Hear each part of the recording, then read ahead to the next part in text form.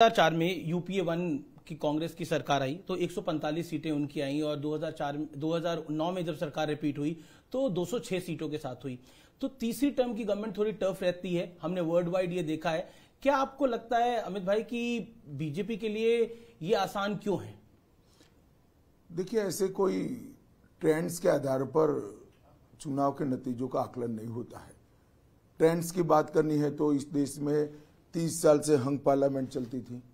14 में पूर्ण बहुमत की सरकार आई, 19 में फिर पूर्ण बहुमत की सरकार आई।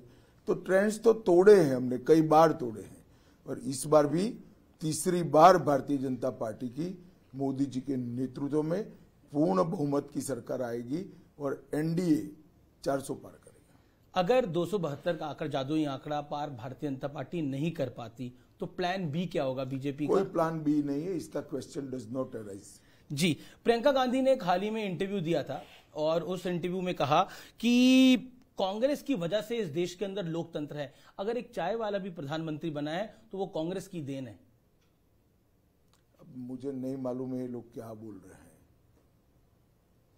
कांग्रेस पार्टी की वजह से देश के लोकतंत्र पर भयंकर कुठाराघात कई बार हुए।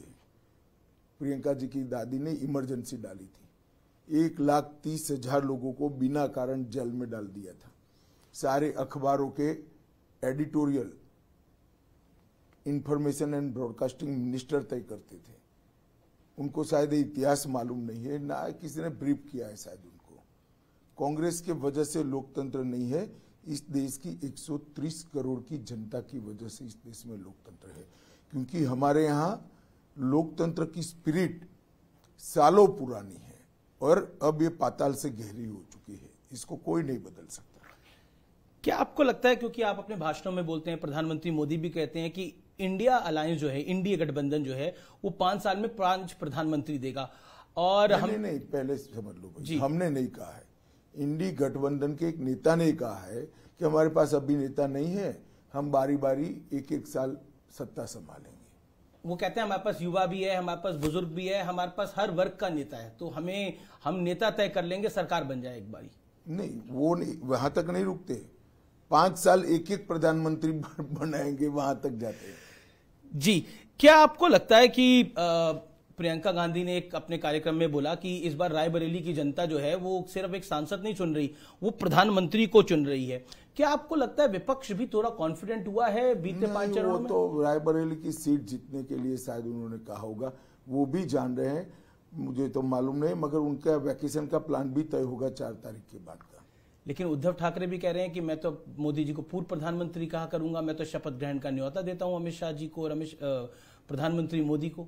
चलिए, अच्छी बात है, अब 1 तारीख को सब चीजें दूध का दूध पानी का पानी हो जाएगा। शरद राव पवार और उद्धव ठाकरे की पार्टी, उनका आरोप है कि ये पार्टी को भारतीय जनता पार्टी ने तोड़ा और वो ये मैसेज देने की कोशिश कर रहे हैं कि रियल पार्टी हम हैं और बीजेपी ने हमारे साथ हमारी पार्टी को तोड़ दिया है। देखिए, मुझे एक बात बताइए, अगर शरद पवार जी अजीत पवार को अपना वारिस घोषित करते तो पार्टी टूटती क्या? और उद्धव जी अपने बेटे की जगह एकनाथ शिंदे को आगे करते तो पार्टी टूटती क्या? इनकी पार्टियां अपने पुत्र पुत्री मोह के कारण टूटी हैं और वो कहीं और जाकर कारण ढूंढ रहे हैं, तो उनको कभी सफलता नहीं मिलेगी। लेकिन क्या आपको लगता है कि वो एक नीचे की तरफ एक सिंपैथी का मैसेज देने में कामयाब रहे? देखिए, सिंपैथी उनके लिए रहती है जिनके साथ अन्याय हो। उद्धव जी ने तो अपने सिद्धांत, अपना गठबंधन जी तोड़कर हमें डीच करने का काम किया था। मैं नहीं समझता इनको किस प्रकार की सिंपैथी की अपेक्षा है। आपके पास महाराष्ट्र के भी ट्रेंड्स आए होंगे, क्या कहना चाहते हैं आप महाराष्ट्र में? देखिए, महाराष्ट्र में कमोबेश हम हमारी स्थिति को बनाकर रखेंगे, इसमें कोई बड़ा उलटफेर नहीं होगा। आपकी टैली इंप्रूव हो सकती है महाराष्ट्र में? हम हमारा बेस बनाकर रखेंगे। रैली में आपने बोला कि अरविंद केजरीवाल एक यू टर्न नेता है, किस कारण से आपने बोला? इन्होंने कहा था कि हम भ्रष्टाचार के खिलाफ लड़ाई लड़ रहे हैं, पॉलिटिक्स में कभी नहीं आएंगे। और फिर पॉलिटिक्स में आगे पार्टी बनाई, अन्ना बेचारे डालेगांव सिद्धि चले गए। फिर कहा मैं कभी मुख्यमंत्री नहीं बनूंगा, 3 बार मुख्यमंत्री बन गए। इन्होंने शपथ पत्र पर कहा था हम सरकारी सुविधाएं नहीं लेंगे, बंगलो भी ले लिया, गाड़ी भी ले लिया, सिक्योरिटी भी ले ली और बंगलो ऐसा बना दिया कि जो 2-3 बंगलों को तोड़कर गैर कानूनी तरीके से अपना बंगलो बनाने का उन्होंने काम किया है। मैं मानता हूं कि ये सारी चीजें यू टर्न से भी बड़ी भयानक है।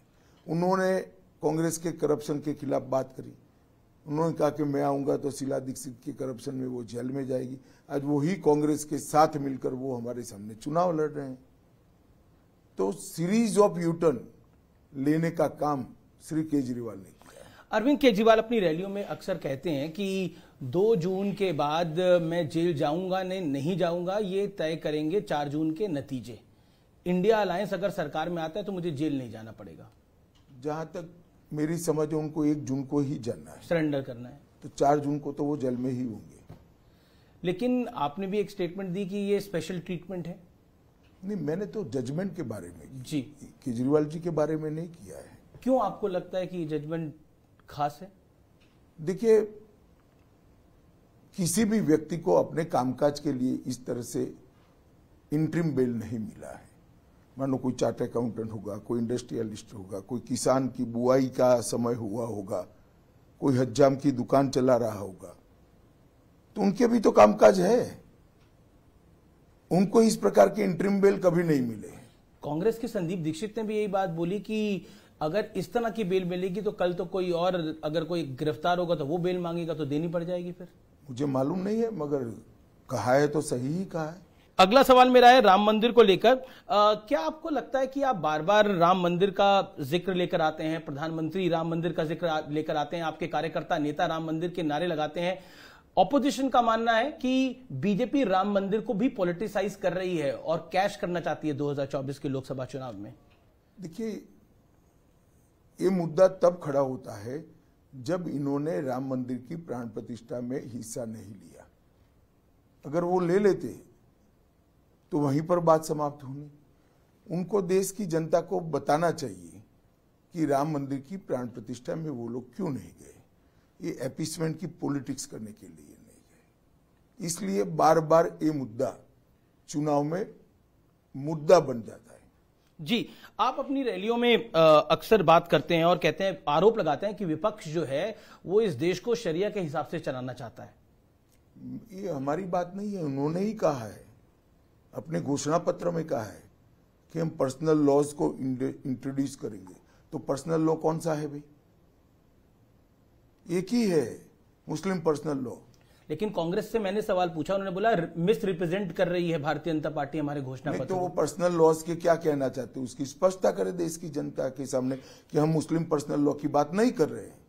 उनको कर देनी चाहिए स्पष्टता। लेकिन फिर आप भी तो अपना वोट बैंक साध रहे हैं इससे। नहीं, वोट बैंक कहां से सधेगा हमारा? मुस्लिम वोट बैंक वो साधने का प्रयास करें हम तो। आप दूसरा, मेरा सवाल है, ऐसा नहीं है भाई। उनके घोषणा पत्र में जो चीज है इसको हम जनता के सामने रख रहे हैं। बंगाल में ममता दीदी के गढ़ को इस बार आप बहुत बड़े तरीके से चैलेंज कर रहे हैं। कई ओपिनियन पोल्स ने तो बताया कि बीजेपी का नंबर पिछली बारी से बढ़ सकता है।